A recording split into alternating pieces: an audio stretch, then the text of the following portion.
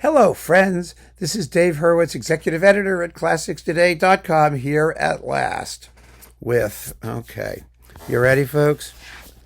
The Ansermet box. Yes, this is it. The Ansermet, the stereo years.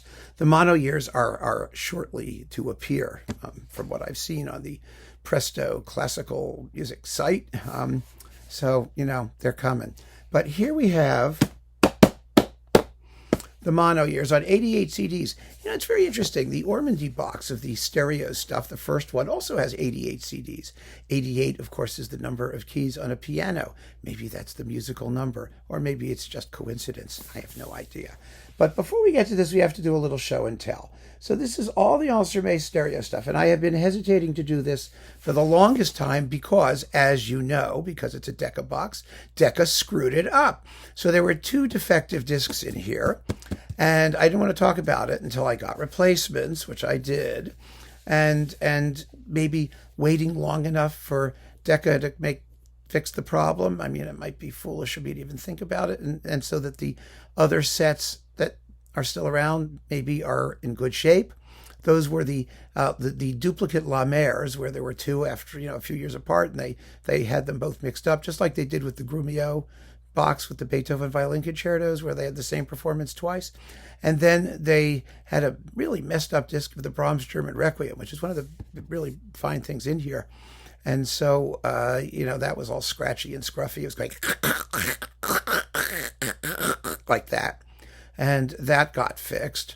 And who the hell knows what else is wrong. But anyway, I've listened to as much of it as I can, and it seems to be okay for the rest, mostly for the rest. Anyway, I haven't heard anything from anyone else, and I didn't find anything particularly dastardly. But, it's just so depressing dealing with those people. They're such morons. Anyway, so here it is, because I just talked about, as you know, the Jesse Norman box, which also has a defect, and this was like 2 years delayed in coming out. So I figured if I wait long enough but talk about it, maybe it'll be out of print and no one will have to bother. That might be even the best solution to the whole thing, right? I don't even know if it's still available.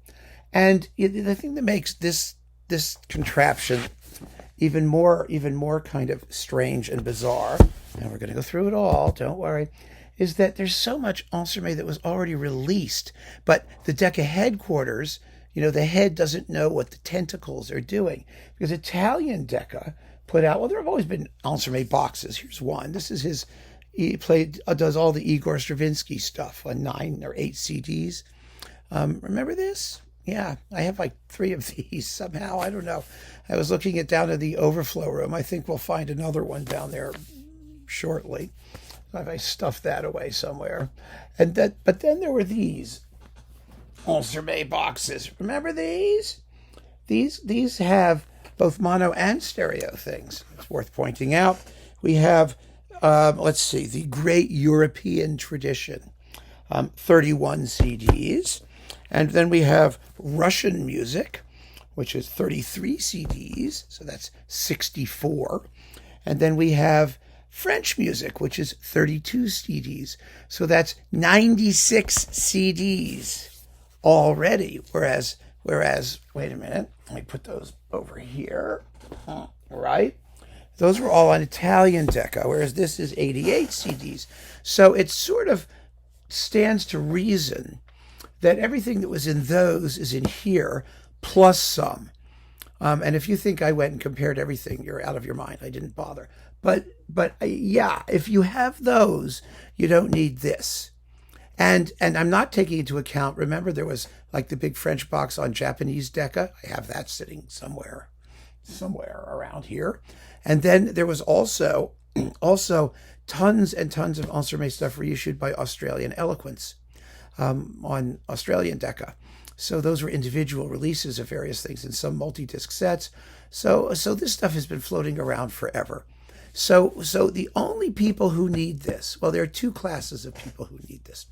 One class is people who, for some reason, don't know Ansermet, which is possible if you're just getting started. And he was a legendary conductor. But that's why it's necessary to go through this stuff and see how it's held up. Some of it wears very well, some of it. So that's one thing. And then the other thing is if you're just a compulsive collector like I am, because you could reduce the amount of space all of your other Ansermet stuff is taking up by getting this single box. But of course, if you're really a compulsive conductor like I am, you're just going to keep all of it because what the hell? Assuming you have the space. All right, so we've got 88 CDs. Are you ready? Here we go. We're going through it. And the box slides off. You know, it looks like this. Let me just show you.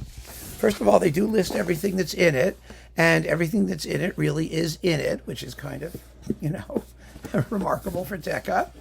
So, you know, they used to be such a class act. You know, now they're the major universal label along with DG because they sucked up Philips, and they have no clue, and it's just so depressing. It really is.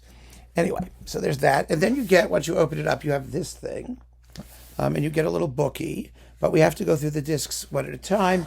I think this thing has track listings. This little, yes, it does. It contains, it does have all the track listings. This is nice. Maybe we could just do it this way. And for those of you who care, these are, that's Ansermet, a memoir. That's disc 88 or whatever. There's a memoir, which makes the whole thing worth having, of course. Not. I mean, who are they kidding? Oh, there we go. Yes. So here we have What Everyone Should Know About Music by Ansermet, which is the last 3 discs in 3 languages with Ansermet speaking. Okay, so that's what everyone should know about music. That's just delicious. And everyone should know about music is that music is good. Oh, I blocked my light, didn't I? Well, wait a second. There we go. Then there's Ansermet rehearses and plays the Firebird. So, you know, these are original jackets. I mean, that's the point I was trying to get at. If I could find one. Ah, there's one. You see? Look at that. Pulcinella. All right, so let's go through this, shall we? Let me move this. There we go. Now I have light. You ready? Okay, here we go. I'm doing it with the bookie because that way I won't drop anything. It starts with, doesn't start with Pulcinella, does it? No, of course not. That's CD 83, 84, 85, 86, 87, 82. CDs 1 and 2. Yeah, okay, they're there. They're down at the other end of the box. I was worried. All right, Bach.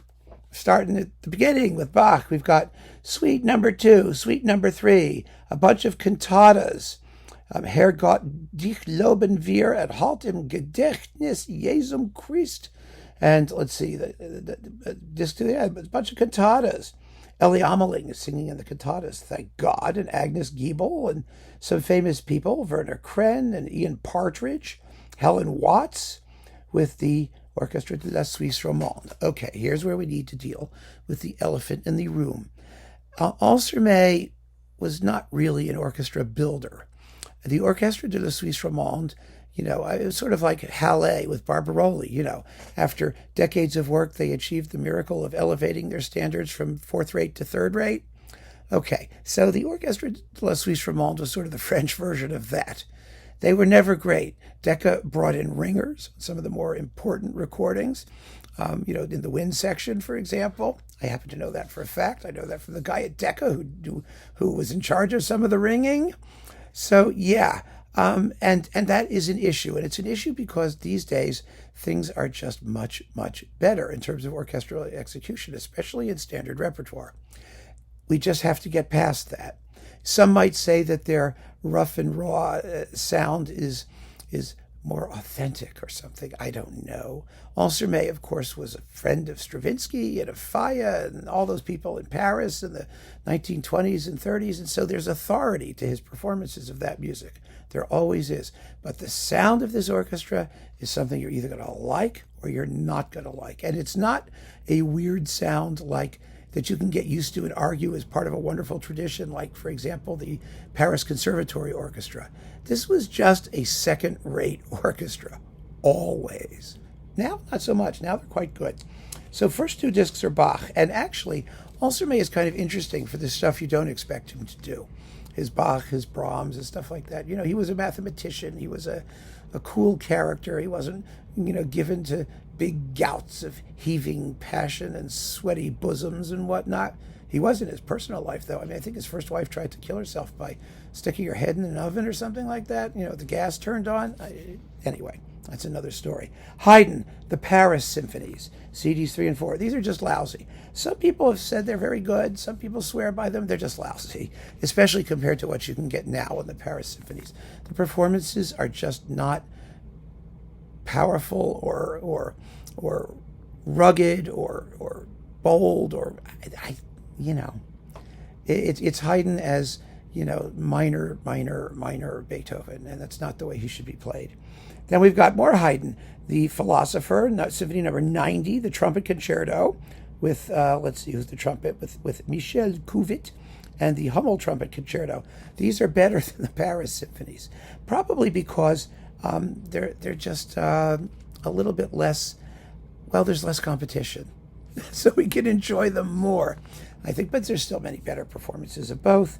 Mozart Piano Concerto in D, Kerschel 314, Schumann's Adagio Allegro for horn and orchestra, the Vivaldi Bassoon Concerto, and the Leopold Mozart Trumpet Concerto in D, with André Pepin solo flute, Pepin, Edmond Leloir solo horn, Henri Elart solo bassoon, Michel Cuvit solo trumpet. Again, it's the Mozart Flute Concerto in D. What am I saying? Not the Piano Concerto. I was going to say I was looking for a pianist, and there's just a flute guy. That's it. And some of these soloists are adequate. They're okay. They're okay. Then we get the Beethoven symphonies. The Beethoven symphonies are not bad. The orchestra knew what they were doing. I mean, and they tried to get themselves, all worked up for it. There's a very good Coriolan overture here. It's only 7 minutes and 5 seconds. It's quite zippy. And Symphonies 1 and 2 are terrific. Really first class. It goes to show you, if they'd played the Haydn Paris Symphonies like that, then we would have had something. So these are not bad. And you get a lot of overtures. You get the Creatures of Prometheus, Fidelio, Leonora 2 and 3, and the Grosse Fuga in the Weingartner orchestration. So that's fun. Then we've got Weber overtures, Der Freischütz, Preziosa, Die Beherrscher der Geister, the ruler of the spirits, Oberon, Euryanthe, Abu Hassan, the Jubel overture, and the Bassoon Concerto. So it's a nice disc to have. The performances, again, are not terrible. There aren't that many Weber overture collections that are really hugely better, and so that's fun to hear that the orchestra get through it. Mendelssohn, here we go. Mendelssohn. Let's see. We have Roy Bloss. Yes, the Roy Bloss overture, the beautiful Melusina, the Hebrides, the Italian Symphony, and then Midsummer Night's Dream, usual stuff, and Schubert's Rosamunde stuff. Now, the Mendelssohn Midsummer Night's Dream stuff, well, you have to listen to those woodwinds. It's been done more beautifully. Let's not kid ourselves, but these are charming, attractive performances that have been bettered. I mean, they just have been. Beethoven 8. There's an earlier Beethoven 8 from 1956. Doesn't sound so different from the later one, except the sound isn't as good. Schumann's Manfred and Symphony number 2. Oh, they're okay. I mean, it's okay.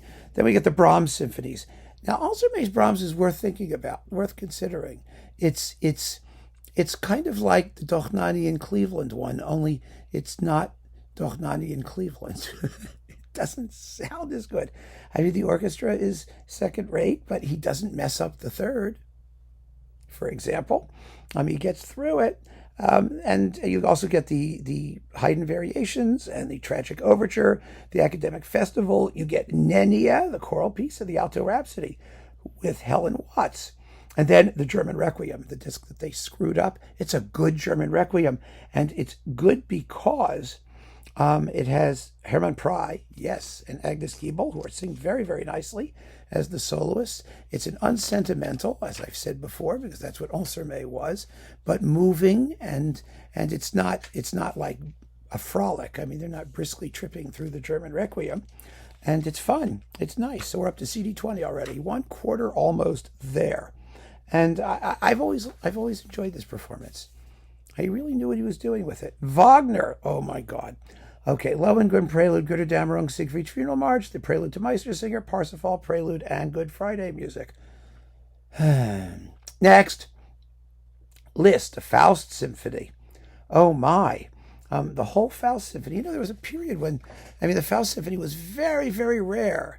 And this was an interesting performance because you get the choral finale. Remember, Ataulfo Argenta did it on Decca without the final chorus. But here you get the whole thing, and it's long, and it's, a little dull, and it's the Faust Symphony. Then you've got the Mephisto Waltz, which is fun. Werner Krenn, by the way, is the tenor. You have to give him credit for doing all of this rare repertoire. You really do. And it's always musical. You got to understand, he's not going to do anything grotesque. But some of the early Decca recordings are kind of thin and papery, and they still are. They always were. They were never great sounding, and the orchestra is the orchestra. Again, there have just been so many better performances of the Faust Symphony. This is historically interesting. Is it musically interesting? Well, maybe not. Then we've got more Liszt, the Nocturnal Procession, which comes before the Mephisto Waltz, only they're in the other order here.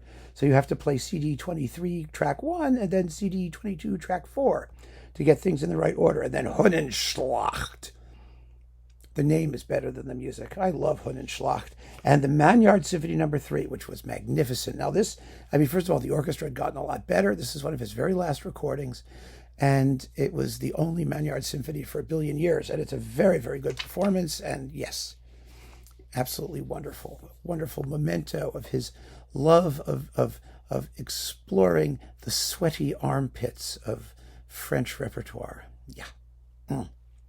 Then we get the Symphonie Fantastique and 3 orchestral pieces from The Damnation of Faust. It's not a bad Fantastique. The Fantastique does well when you're a little bit rough and ready, and this is a little bit rough and ready.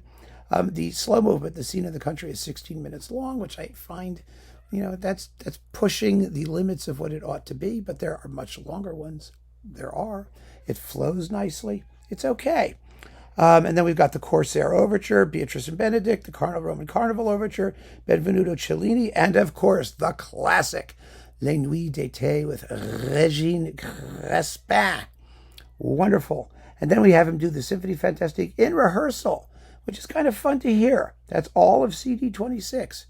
It's good to hear him yelling at people in French. It really is. And they yell back because they're French. No, I'm just kidding. It's fun. The Franck D minor, nice, unfussy Franck D minor. Les Éolides, very good. Les Chasseurs Maudits, really undernourished and lacking in romantic ardor and atmosphere. It just needs to have a better sound. It needed everything. Okay, Coppelia. Well, this is nice. You get Coppelia. You get like all of Coppelia on 2 CDs. And then you've got bits of Sylvia. And then the Ravel, Daphnis, and Chloe's Second Suite. And Scheherazade with Régine Crespin. Yeah, the former coupling to Les Nuits d'été on that single Decca disc. But they've been broken up here. I don't know why that's in the middle of this thing. The 1963 recording, he did it more than once. I think the earlier one was with Suzanne Danko, wasn't it? I don't know. And then more bits of Coppelia. Coppelia highlights, alternate takes. Alternate takes, as if they were going to do it right the second time. They didn't do it right the first time. You could decide for yourself. Bizet, Carmen Suite, and L'Arlésienne Suites, and the Patrie Overture. Well, those are fun. The Bizet Symphony in C, always delicious. And so it sounds here. The solo oboe in the slow movement is not bad. He was up for it. It's okay. And the Petite Suite, which is, Jeu d'Enfant for piano 4 hands, orchestrated by Bizet. The Jolie Fille de Perth Suite, which is fun. And Le Tombeau de Couperin, with just, the oboe is who's really up for it. And the Bizet is sort of gasping in the first part of Tombeau, but he gets through it. And Cigana, Ravel's most horrible piece, played by Ruggiero Ricci, who at least treats it with the devil-may-care fun and frolic that it sort of deserves. Then the Lalo Symphony Espagnole with Ruggiero Ricci also. Oh, another piece that I absolutely detest. I have told you the story. I got trapped in it, playing it with the Stanford Symphony when I was in grad school with a Suzuki violinist whose parents were enraptured, and I was playing the snare drum of the finale, and it went on forever. Schnook,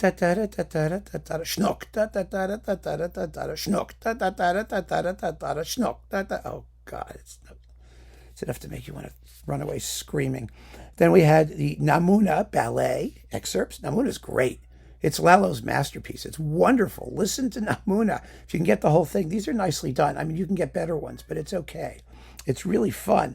Then a bit of his divertissement for orchestra, which is ballet music from the opera Fiesque, and his scherzo for orchestra in D minor. So that's kind of fun. Then we've got more Lalo, the Rhapsody Norvégienne, the Cabaret Habanera, and España, yeah, and the Suite Pastorale, the Joyeuse March, and the two excerpts from Le Roi Malgré Lui, the Danse Slave, and the Fête Polonaise. This is all very good stuff.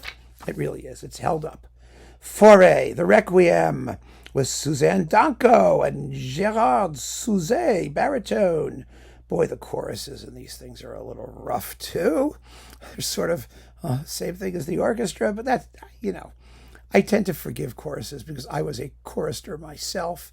And, choruses are just out there to have a good time.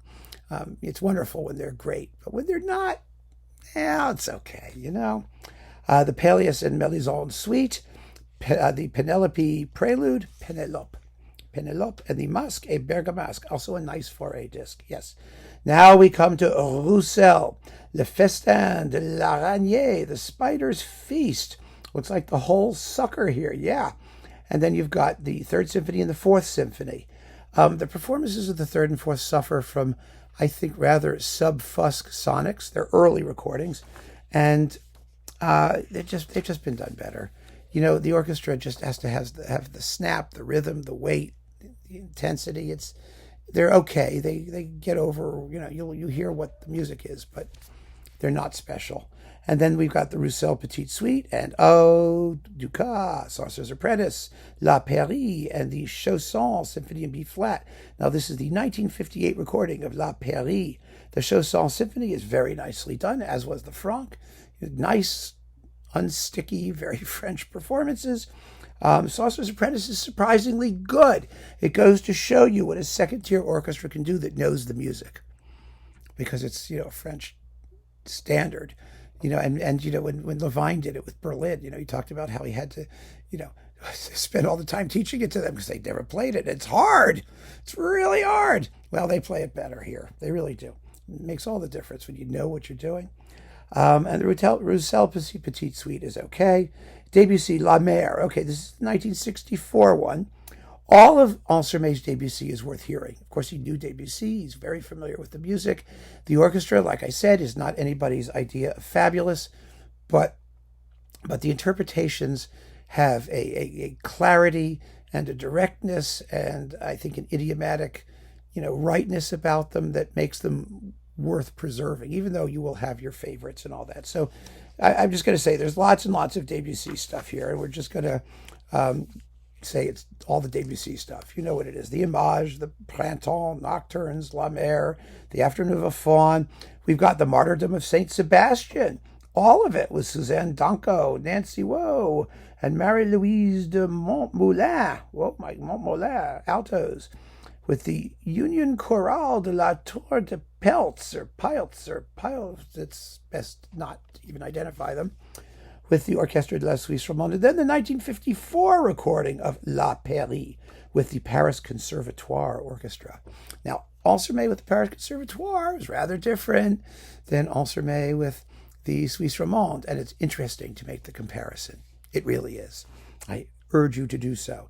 Then there's the 1957 La Mer with Kama and La Boîte à Joujou, and the Marche Écossaise, and the Danse Tarentaise Styrienne, all of that stuff, and Debussy, Peleus et Melisande. Now, he recorded that more than once. There's a mono one and a stereo one.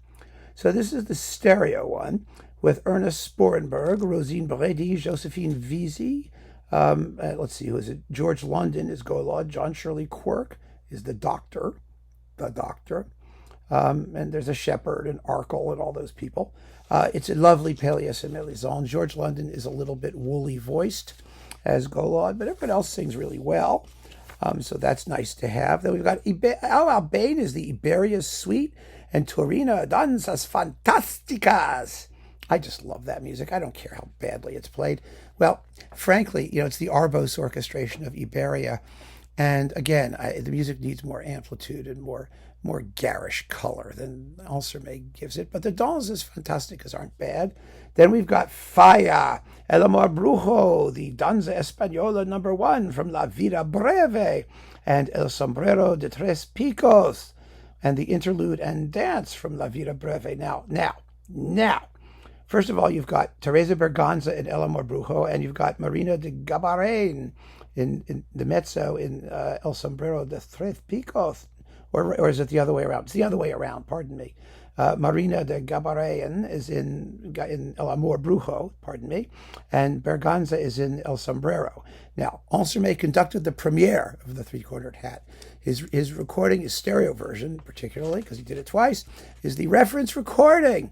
It really is. In El Amor Brujo, I've never figured out why at the opening he takes it so slowly. It's like, da ba da ba da da da da da. It's kind of weird. Frankly, it's a little weird. But Three-Cornered Hat's just stunning. And then we've got Ravel, L'Enfant les Sortilèges. Oh, these are wonderful. Wonderful, wonderful, wonderful, wonderful. And the 1954 recording of Scheherazade, yes, with Suzanne Danko. And the Deux Mélodies Hébraïques, also with Suzanne Danko. These are wonderful performances.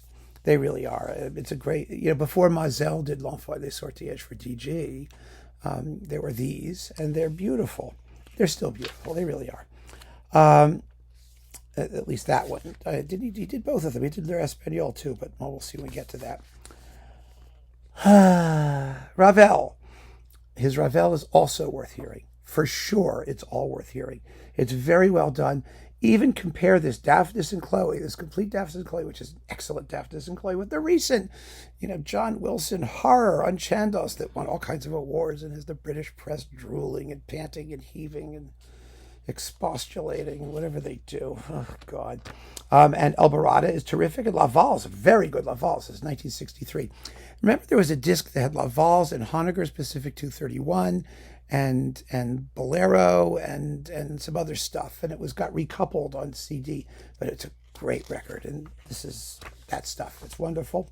Saint-Saëns Organ Symphony, not bad, not one of the great ones, but not bad, well recorded.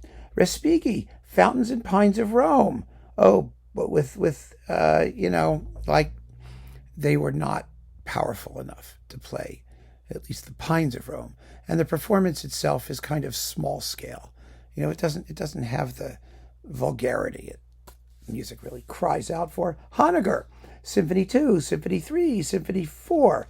Boy, you can really hear the difference in the first movement of Liturgique between this orchestra and the Berlin Philharmonic with Karajan.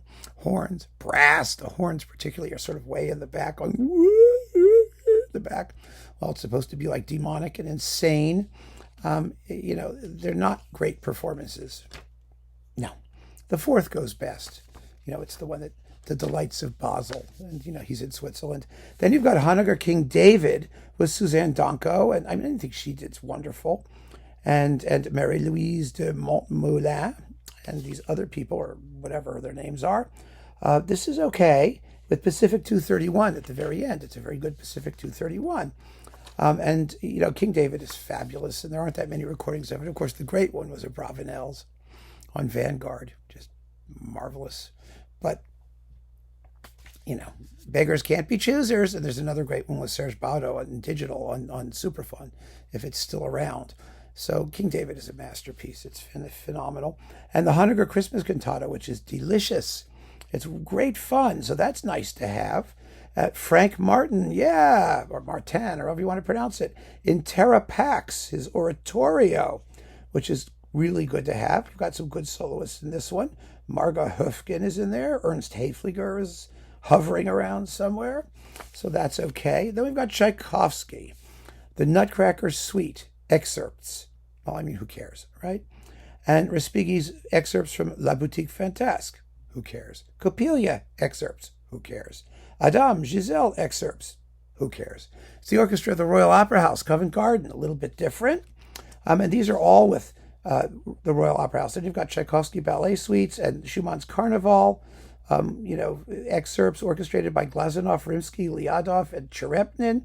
That's kind of interesting. And Chopin Les Sylphides excerpts. It's just like ballet excerpts of excerpts of excerpts. And then CD 54, we're back with the Suisse Romande, Lalo's Roi 10 Overture, Aubert le Domino Noir, Herold, Ferdinand Herold, Zampa, Ambroise Thomas, Raymond, Boieldieu, La Dame Blanche. Oh, that's a beautiful work. It really is.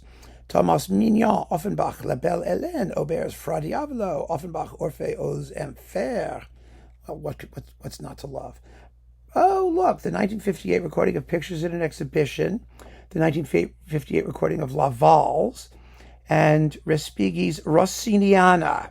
Well, that's nice, because at least it's not excerpts. You get the whole thing. Now, the pictures in the later one, I think it was. Yeah, here's the later one, 59. I did one in 58 and one in 59.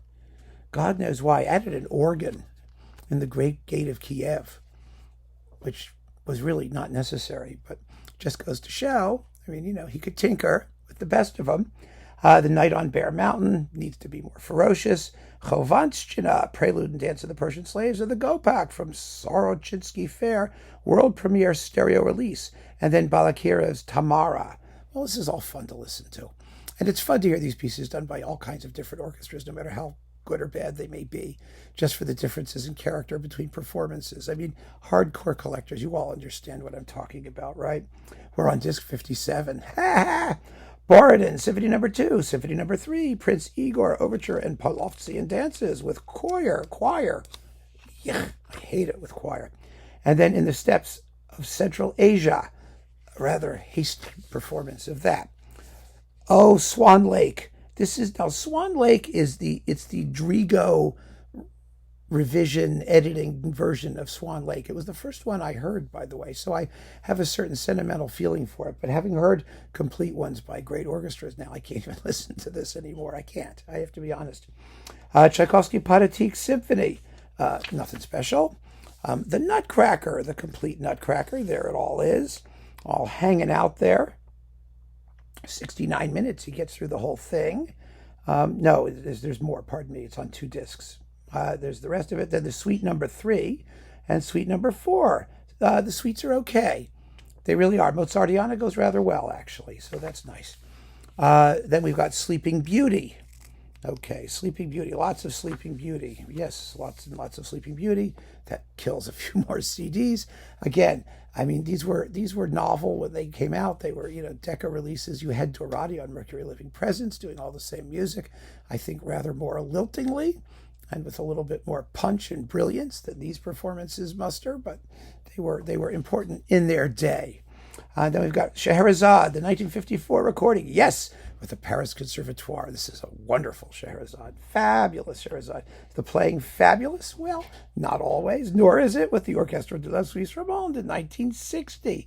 But I like the Paris Conservatory Orchestra. This, even if the brass have some issues here and there with their that's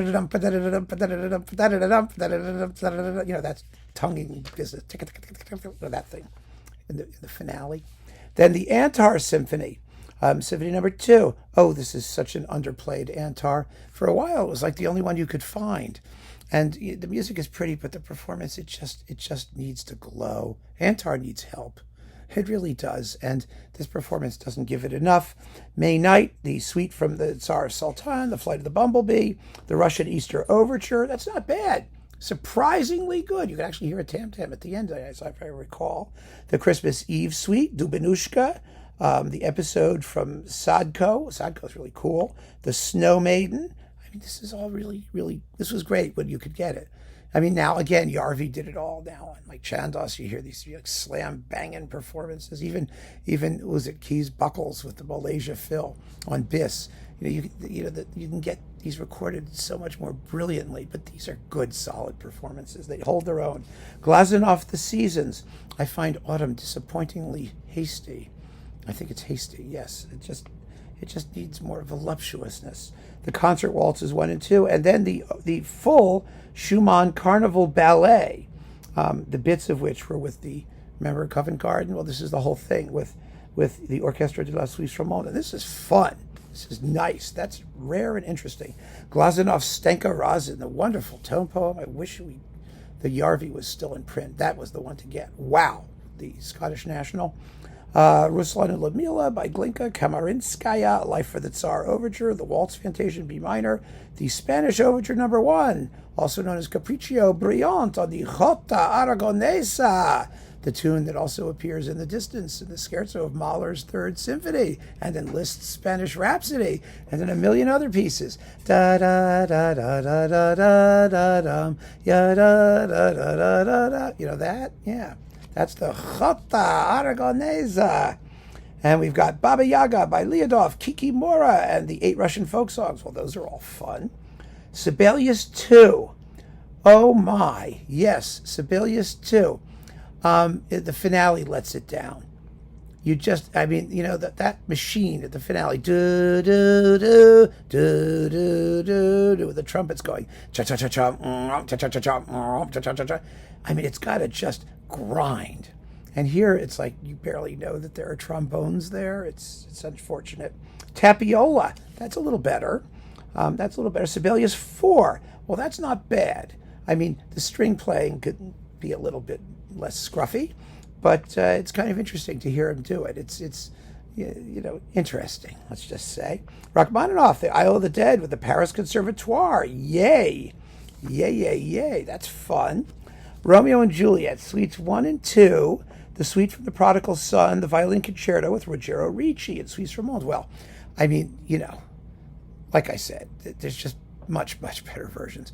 I mean, you listen to Romeo and Juliet Suites numbers 1 and 2 with like Muti and Philly, or Myung-Won Chung and the Concertgebouw, and you just, it's hard to go back. It's just hard to go back. Cinderella Suites 1 and 2, well, those were quite rare. The Scythian Suite, yeah, not Chicago Symphony under Roboto, no. And the Love for Three Oranges, the March and Scherzo. Again, all of this stuff when it came out was rare repertoire. And to have it available in decent sounding performances was really great. But now we have it all in fabulous performances, and there's just no gainsaying that. Prokofiev, Violin Concerto number 2, also with Ricci. I mean, all this Ricci stuff is worth having. It really is. He was a wonderful violinist. The Classical Symphony and Symphony number 5. Oh, the Symphony number 5 is woefully underplayed. The Classical Symphony isn't bad. Bartók, Concerto for Orchestra, believe it or not. The Dance Suite, the 2 portraits of the Romanian folk dances. Did you know he did that much Bartók? No, there's a reason nobody knows he did that much Bartók, because at the same time you had Fritz Reiner doing Bartók, and Schulte and the LSO doing Bartók, and, you know, I mean, I'm glad he did it. It was nice of him. Bartók music for strings, percussion, and celesta. The timings here are interesting. They're very close to Bartók's metronome markings, as was true of Reiner's performance. It's worth hearing for that purpose, but you're not going to get great string playing here. You are not, or great timpani playing. And then we've got the Frank Martin Concerto for 7 wind instruments, timpani, piano, and string orchestra. Wonderful. And the Etudes for string orchestra, which are fun. That's wonderful stuff, and it's held up quite well. Stravinsky, the Firebird. Okay, this is the 1955 one, which is not nearly as good as the earlier one, than Petrushka. I mean, all of this stuff, well, let's put it this way. It's better than Monteux, you know, with the Paris Conservatory doing the same stuff at the same time. Much better. It's cleaner, clearer. It's the rhythms are sharper. The orchestra is less desperate, but it's still not great Stravinsky. Frankly, I mean, I've got, where did I do with the box there? It's over there, so over here. That Stravinsky box, 8 discs, that's all this stuff here. There's 8 discs of this stuff. And in fact, I can do it this way. Whoops, there goes my light again. Okay, what do we get? We get The Firebird, Song of the Nightingale, Petrushka, The Rite of Spring, Pulcinella, Apollo, The Fairies Kissed, Reynard, L'Histoire du Soldat Suite, the Pulcinella Suite, the Symphony at Sea, Symphony in 3 movements, Symphony for wind instruments, the Piano Concerto, Suites 1 and 2, 4 Etudes, the Scherzo alla Russe, the Symphony of Psalms, Les Noces, and Mavra. Okay, so wasn't that, thank God, wasn't that easy. So let's put this over here, and I can put this back here. There. Oh, here's the bottom line. I'm just going to like zip through this. What is Reynard is on here. I don't think it was on that one. Did I mention that? I don't even know. Okay, and the Suites 1 and 2, oh, they're weird slow tempos. The Symphony in C and Symphony in 3 movements are the best things here. Maybe because they're just sort of abstract and not as color-based as the other stuff, but they're really well done. And I've always enjoyed those performances, and I still do. and the symphonies of wind instruments. The piano concerto is played by Nikita Magaloff, and the Capriccio for piano and orchestra. Those are very good too. Those are worth hearing. The Symphony of Psalms. Oh no! It's just sort of, I don't know. It sounds underpowered and slow. It isn't actually, but it sounds that way. Les Noces is sung in, let's see, it's sung in French. Stravinsky hated the French version so much that he preferred to conduct his own version in English. That's how much he hated the French version. It's saying a lot, isn't it? And there's Mavra, which is nice, with Joan Carlyle and Helen Watts and Monica Sinclair. It's the English translation by Robert Kraft, so that's nice. But no. Most of this stuff is just not powerful and exciting and well played enough, given this current standard in Stravinsky's world. The Firebird, the '68 Firebird, like his last recording with the New Philharmonia, that's a classic version, and it still is. And then we've got him rehearsing the Firebird for a whole disc. We're on disc number 84. Oh, we're done. Then we've got What Everyone Should Know About Music. I can sum that up. Music is good. There. Now you know everything that you should know about music. Oh, and they have the musical examples of the recordings. So there they are. Well, that's nice of them. Let's see. So that's him doing his musico-philosophical bullshit. And then the memoir, which is commentary by Ernest Ansermet. Well, that's nice. Okay. Ansermet, a memoir, a recorded memoir, with Bertolt Goldschmidt and Francine Courvoisier, lawyer. Okay. And that's other people. Interlocutors. Those are the interlocutors. And John Tolansky, of course, the narrator and producer, because he does all these things for EMI and for Decca and seems to be making a living doing those. Good for him. That, my friends, is the complete Ansermet edition. I got through it faster than I thought we would. So here's the bottom line. A lot of this stuff has not held up. It has not. But it's nonetheless important in the history of recordings. His Stravinsky, all of the French music, what he did best, Debussy, Ravel, Magnard, some of the unusual repertoire, some surprisingly good Brahms, some really good Beethoven, the Swiss people, some Honegger, Frank Martin. See, we've known this for a long time. We really have. His willingness to explore complete things, doing Debussy's Kama and La Boîte à Juju and, the Martyrdom of Saint Sebastian, stuff like that. That's all very admirable. And also his very comprehensive view of a lot of Stravinsky's output, even if the performances really aren't as good as we're used to now. So a noble effort, important and historical, and maybe 50% of it is, still validly worth listening to. Maybe a little bit less, 40%. But, it is what it is. And that's what I need to tell you. You're adjust your expectations accordingly. And if you want this because you're an amazingly hardcore collector that can't do without, then here it is. Make sure that Brahms German Requiem and that the two La Mers are not the same one. If they are, I'm not sure what you can do about it. I really don't. So who knows? Decca just has to get its stuff straight the first time. They really do. We'll be back for the mono years, which I think in some ways are more interesting, frankly, because you're even closer to the composer, even if the sound is screechier, and there's more Paris Conservatoire stuff too. I think. I think so. Anyway, we'll find out. So keep on listening, friends. Thank you so much for joining me.